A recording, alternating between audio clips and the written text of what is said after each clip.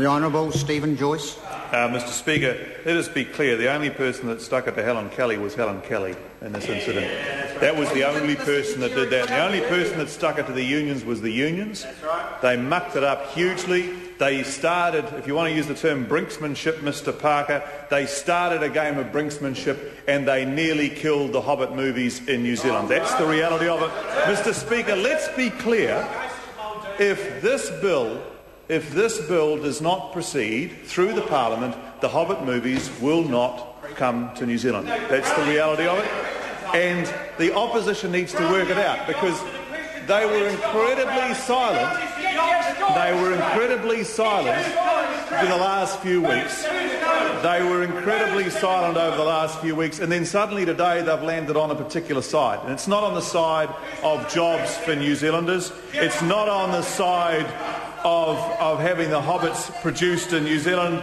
They're not on the side of growing the New Zealand film industry. They're not on the side of New Zealand tourism. They're not on the side of New Zealand exports and growth. They are on the side of Helen Kelly and her mates trying to rearrange the film industry to their way of thinking and actually stopping the films being produced in New Zealand. That's the reality of it, Mr Speaker, and it was the industrial action that was causing and creating the doubt for these movies to proceed in this country. That's the reality of it. And you can't change it. You can't rewrite the history. You can't say, oh, no, they didn't really mean it.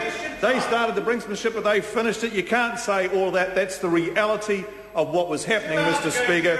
And it was going to be the death of the international film industry in this country. So where was the Labor Party, Mr Speaker? The Labor Party were quite simply quiet, and now they oppose the law that is needed to ensure that the Hobbits and other movies are produced in this country.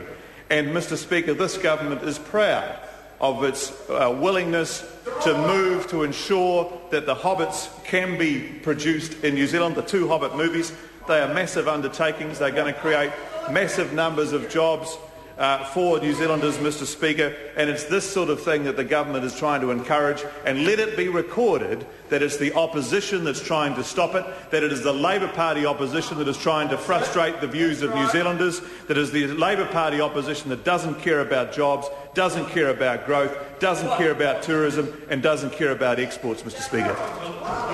Members, order. Members, this debate is concluded.